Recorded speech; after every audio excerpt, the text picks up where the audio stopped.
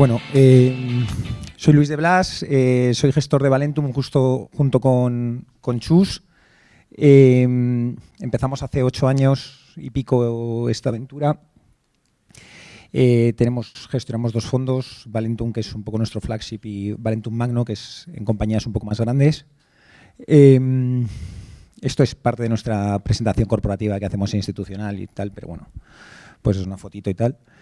Y esto es como lo hemos hecho en el tiempo que llevamos. Y nada, estamos dando en torno a rentabilidades superiores al 10 en más de 8 años, con lo cual, pues eso, estamos muy contentos. Vamos a presentar hoy una compañía que es parte importante de nuestra cartera, que se llama BTS.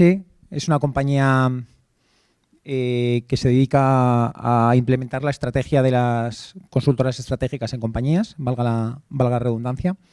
Entonces, básicamente lo que están haciendo ellos es que, bueno, las compañías, ante un mundo cada vez más cambiante y que cada vez evoluciona de manera más rápido, pues también tienen que adaptarse a las nuevas situaciones, y para eso suelen fichar a gente muy lista, de McKinsey, de Boston Consulting Group, etcétera, que les indican qué camino tienen que tomar y hacia dónde tienen que ir.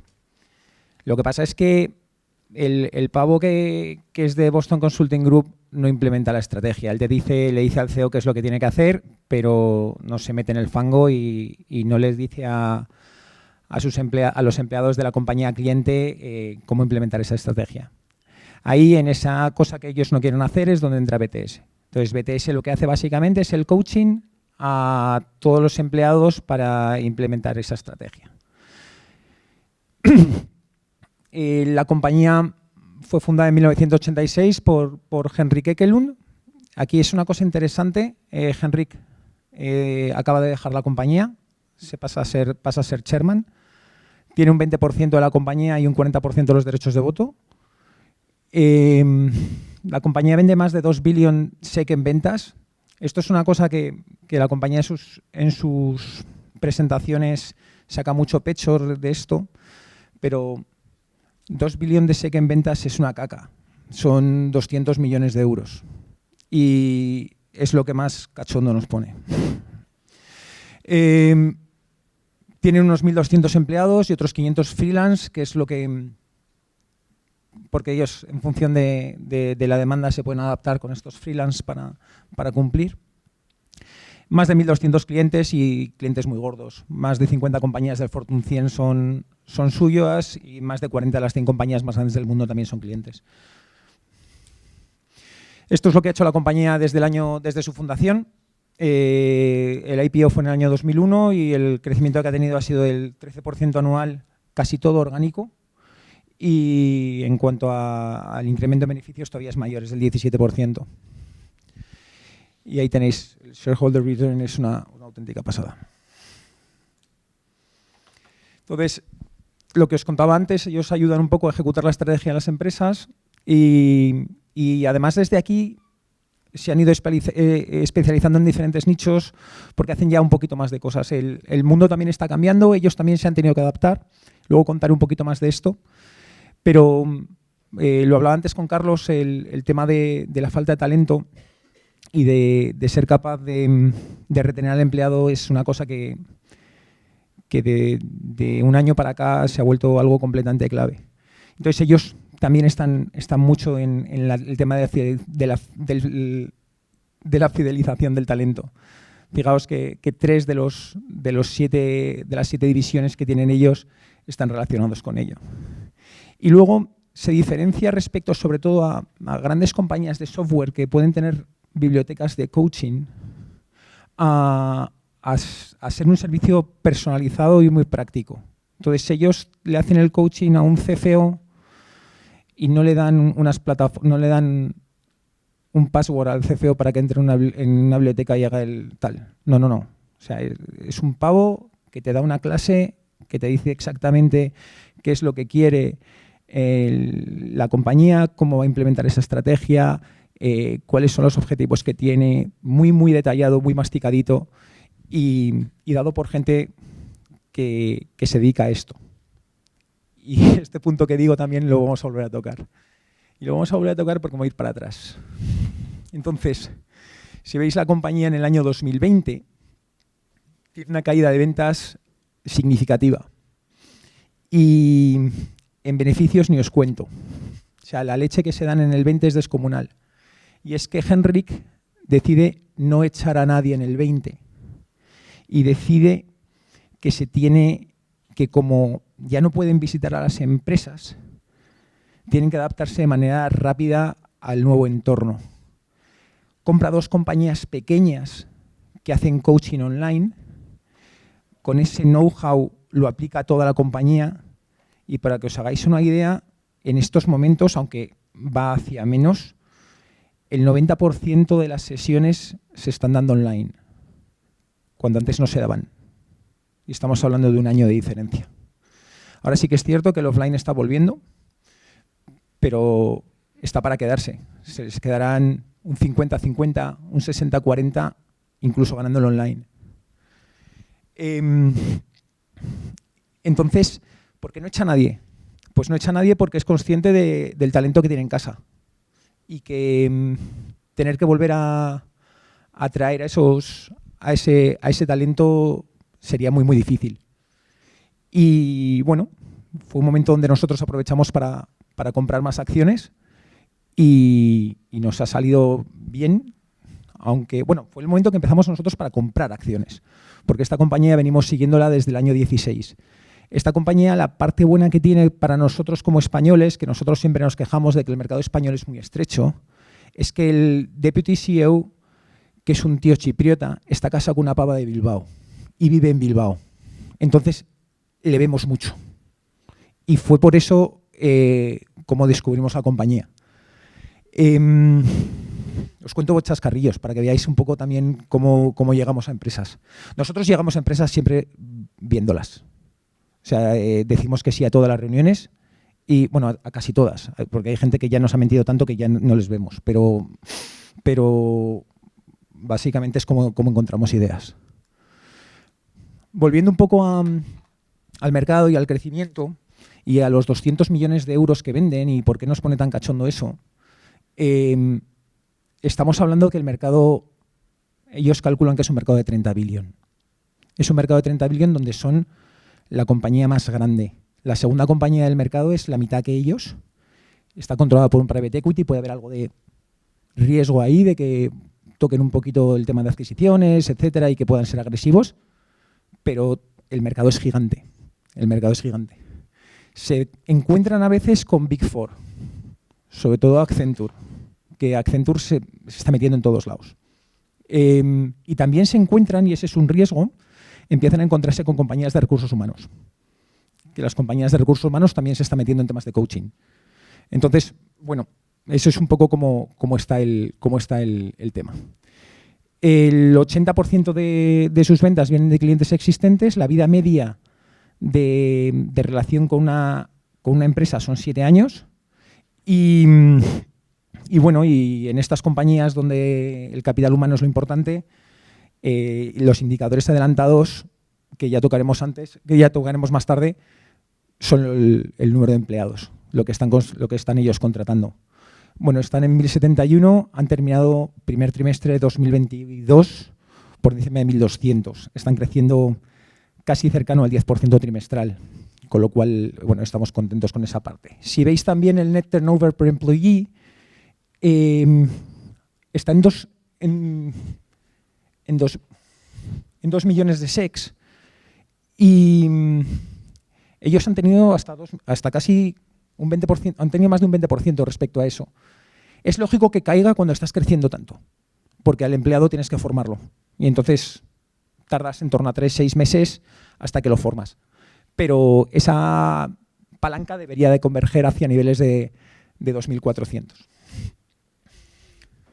Y luego, donde en estas compañías también de capital humano y en el momento en el que estamos, pues no te queda otra que irte a Glassdoor y ver si esta gente atrae talento, si les molas, si no les molas o tal. El otro día estábamos hablando con una compañía española de IT que decía que les sobraba, tenían demanda por todos lados y que la manera de aceptar proyectos era si le molaban a los ingenieros.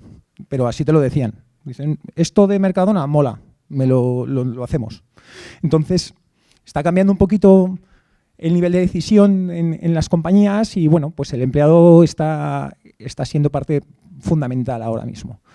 Aquí tenéis los niveles de satisfacción del empleado respecto a compañías similares a ellas.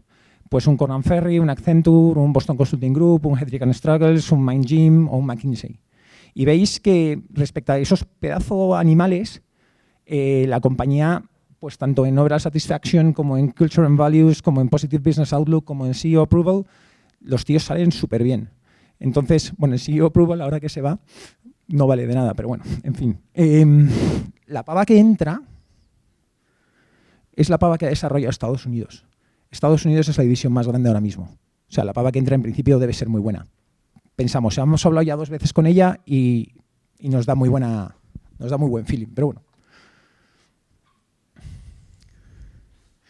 Estos son los objetivos que tiene la compañía, que es crecer al 20% al año y con un EBITDA margin del 17%. Este 20% revenue growth al año es 75% de crecimiento orgánico y 25% mediante adquisiciones. Pero nosotros pensamos que no va a ser así. Nosotros pensamos que la mayoría va a ser orgánico. Va a ser en torno al 90 y 10. Quieren hacer 1 o 2 adquisiciones al año, que básicamente son nuevas geografías o nuevos servicios. Si son nuevos servicios, los apalancan con toda su red. Si son nuevas geografías, pues genial, ganan cuota. Tiene que tener encaje cultural, ya habéis visto la importancia del empleado, y no suelen pagar con acciones nunca. De hecho, lo que tienen es una capacidad, le preguntábamos mucho a la CEO nueva respecto a la capacidad de retención del management de las compañías que compran sin haberles pagado con acciones. Y ella nos dice que en el pasado lo han hecho muy bien, suelen tener unos bonus linkados, es una especie de earnouts, unos bonus linkados al rendimiento de la compañía al cabo de 3 años y así les ha estado yendo bien. Aquí tenéis ejemplos de las últimas cosas que han hecho. Si os fijáis, 2020-2021 son las 2 compañías online que os comentaba antes, las 2 americanas. Y bueno, así está. Tampoco es un serial acquire de estos descomunales, pero mejor si es capaz de crecer sin tener que meter pasta. Los roces de la compañía son infernales. O sea, estamos hablando de roces de prácticamente triple dígito, pero dan igual. No es una compañía que sea intensiva en capital. Lo que sí que tiene es un balance que no es nada. Es que todo tiene sus 2 lados. Entonces, el balance no lo puedes tocar. No hay una fábrica, no hay una excavadora, ¿sabes? Entonces, eso siempre te da cierto miedo, ¿eh? Bueno, estos son los últimos resultados. Y si veis el Q1 que han hecho, el Q1 es mega estacional, la compañía es relativamente estacional, el Q1 es el más bajo. Y fijaros los crecimientos respecto al Q1 21. No tengo puestos los números, básicamente el crecimiento que ha tenido en revenues respecto a Q1 21 han sido del 26%, del cual un 3% ha sido inorgánico por la compra de Netmind en España, con lo cual ha estado creciendo la compañía el 23% orgánico. A niveles de profit before tax y operating margin y tal, con algo de apalancamiento operativo, están creciendo a niveles del 36%. Y esto es donde nosotros compramos acciones en el COVID.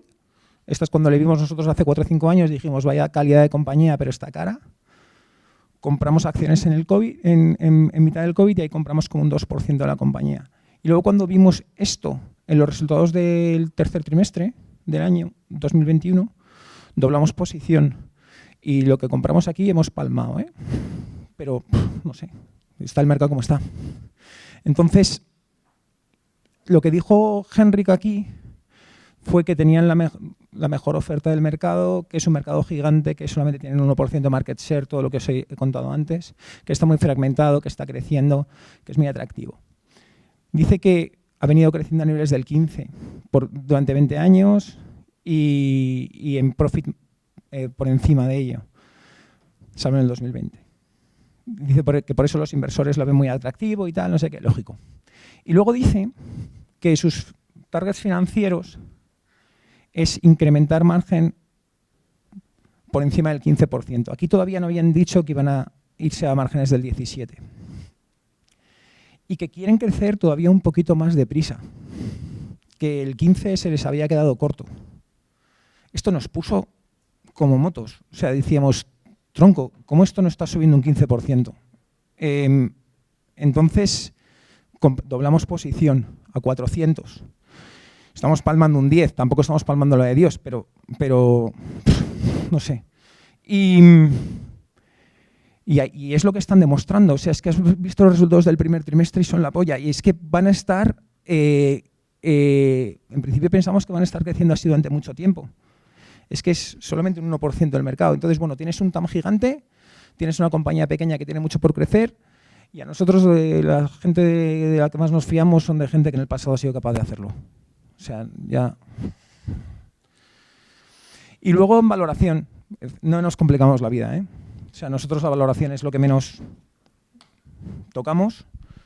Entonces, bueno, básicamente la compañía es una compañía que a nivel balance, lo que os he dicho, muy pocos activos fijos, working capital positivo, con lo cual cada vez que crece se financia con eso, le sobra caja por todos lados, no sabe qué hacer con ella, paga un dividendo de mierda.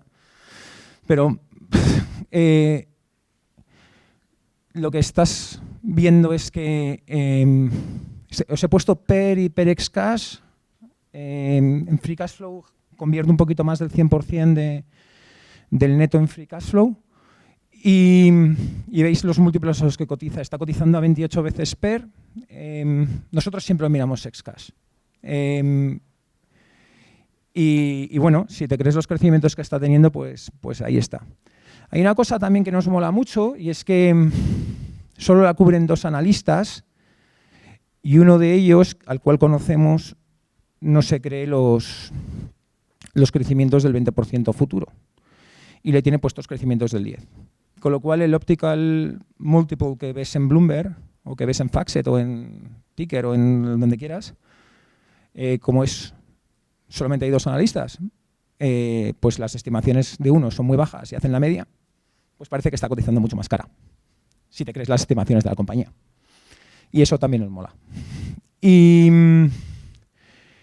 luego eso, pues básicamente una compañía pues, que crece al 20% orgánico, al 30% abajo, que está cotizando por debajo de PQ1, pues nada, aquí nos sentamos y a esperar. Entonces, básicamente es eso. Y luego, para terminar, pues los riesgos. Como siempre, aquí te puede pasar de todo. Entonces, bueno, el cambio de CEO. A ver, la nueva pava, lo tengo aquí apuntado para ver cómo se llama. Se llama Jessica Scone. Esta es una tía que vive en San Francisco. Y bueno, pues los resultados primer trimestre, Henrik se fue llorando, la de Dios, montó un pollo en la col tremenda. Viene Jessica, vamos a ver qué tal lo hace, y eso es un riesgo. Lo que pasa es que lo ha hecho muy bien en Estados Unidos y está Henrik ahí con el 40% de los derechos de voto, 20% de la compañía, y se queda de chairman, con lo cual en principio a ver qué pasa. Luego tiene al co-CEO, al deputy CEO, que es el chipriota este que os contaba. Y bueno, en principio no debería de cambiar nada y hay un smooth transition de esos que debería de no haber problemas.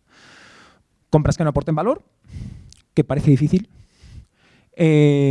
Imposibilidad de retener talento, este riesgo sí que es gordo. Ha habido incremento de attrition rate en el primer trimestre en Estados Unidos. Es la de Dios lo que es Estados Unidos ahora mismo, o sea que es algo lógico, pero no así, está muy por debajo de los niveles de medios de mercado y en principio, si las cosas no empeoran y viendo los big techs también que empiezan a echar gente y tal, vamos a ver si eso baja un poquito.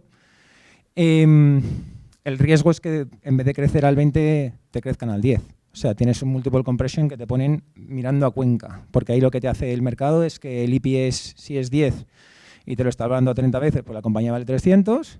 Si el EPS es 8 porque has crecido en vez de, o es 9 porque en vez de crecer al 20 has crecido al 10, el 30 veces no te lo ponen 15 veces y te caen 50%. Y es lo que va asociado con reducción de múltiplos. La reducción de múltiplos aquí ya la hemos sufrido en principio. Vamos a ver si no tenemos más reducción de múltiplos, pero ahora este tipo de compañías no son lo que más le gusta al mercado. Y luego lo que os hablaba de nuevos competidores, de software, compañías de recursos humanos que ya hemos comentado, que esto es un riesgo que puede haber, sin duda. Lo que pasa es que, bueno, lo que decimos, el mercado es muy grande, a ver si no sufren por ello. Y con esto y un bizcocho. Para preguntas, si alguno quiere preguntarle algo, simplemente que me... Si alguno tiene alguna... Ahí. Muchas gracias. Bueno, enhorabuena por la presentación. Lo primero, una pregunta.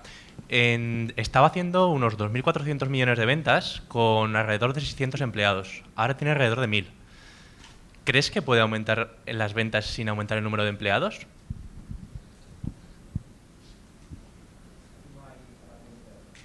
Vale. Revenue por empleado, que como tienes, al estar creciendo tanto, tienes una parte de empleados que no te están generando pasta, porque los estás formando, pero es lo único. Vale. ¿Alguna otra duda?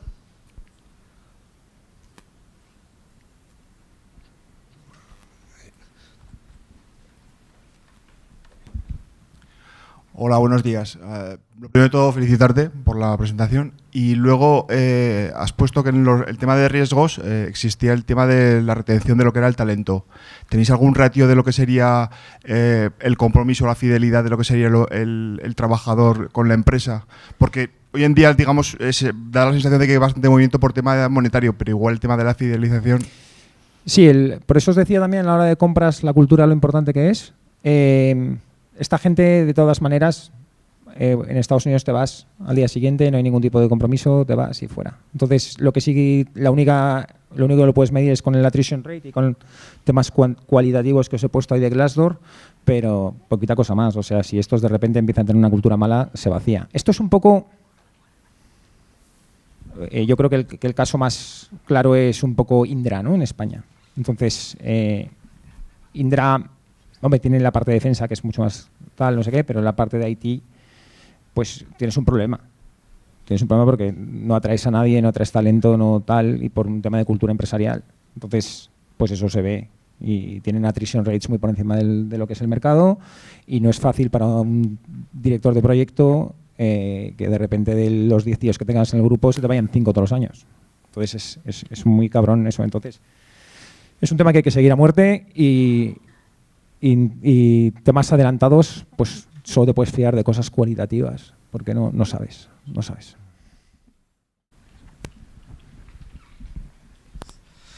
¿Alguna otra?